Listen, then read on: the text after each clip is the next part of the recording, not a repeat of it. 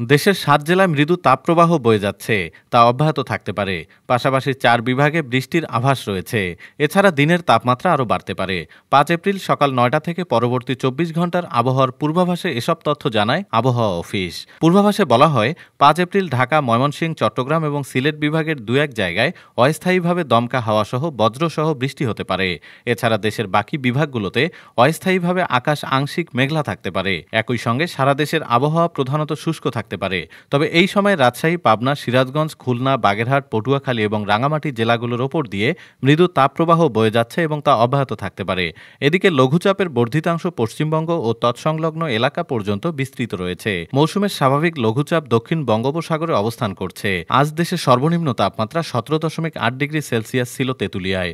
গতকাল দেশের সর্বোচ্চ তাপমাত্রা ছিল ৩৬.৮ ডিগ্রি সেলসিয়াস মংলায়।